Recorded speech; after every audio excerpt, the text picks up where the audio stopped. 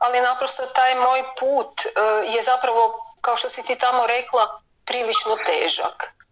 I naprosto u stvari, kako je rekao Eckhart Tolle, danas čitam, zapravo svi ljudi koji dođu do duha su prošli težak put.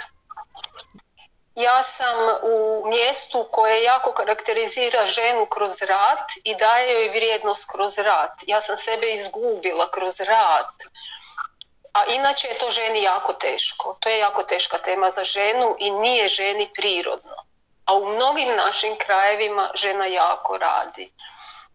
I tako sam ja sebe doslovno dovela do ruba života i to 2 puta, gdje sam doslovno bila na ivici života i u redu je iz toga me duh spasio i tu je počelo moje buđenje zapravo svijesti i jaka veza sa duhom gdje sam, kada sam oboljela od karcinoma, jednostavno osjetila prisustvo duha. I ja se nisam uopće bojala, ja sam znala da je sve u redu i u tom trenutku sam ja, u stvari nisam toliko u tom trenutku, nego kasnije sam spoznala da je to bilo prisustvo duha.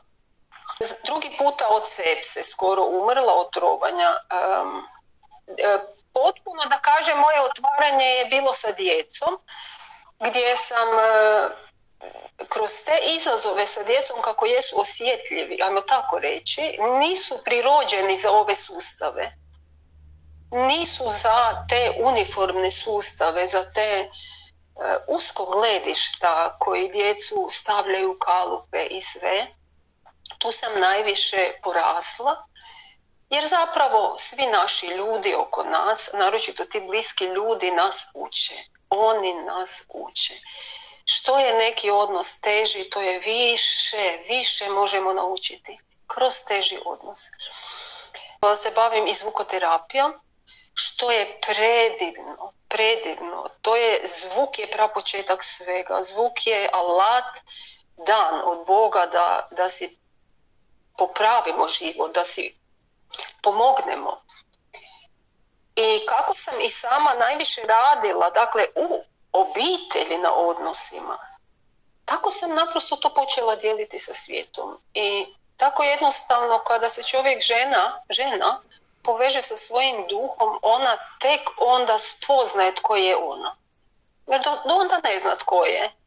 Radi uloge, trči ovamo, trči tamo, ispunjava svoje uloge, zadovoljava druge, sebe gubi.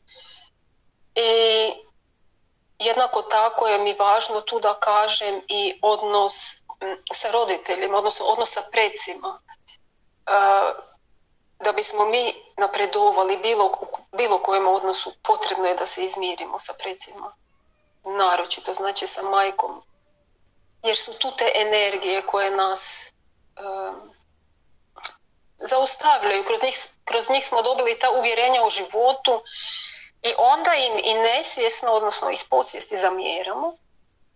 A opet s druge strane se bojimo, to ne smijemo raditi jer je religija rekla to ne smiješ, to je griješno. Sasvim je u redu pogledati u nešto što nije dobro i sasvim je prirodno i najprirodnije reći opraštam. Tako da je tu taj rad da bismo oslobodili sebe danas, svoju djecu, to je jako važno. I evo me danas, ja sam inače po struci agronom, po vokaciji sam agronom, službenoj nekakvoj, i radim u organskoj proizvodnji kao savjetnik za organsku proizvodnju i to mi je jako lijepo, obožavam to, zato jer je to i zapravo toliko važno opet i toliko sam skužila koliko je sve to povezano sa mojim radom. Zemlja, zdravlje zemlje, zdravlje nas, to je toliko velika tema, toliko je važno. I eto me danas kao savjetnika, znači za odnose i zvukoterapeuta. I znači taj odnos sa kćerkom i tako nešto da nema.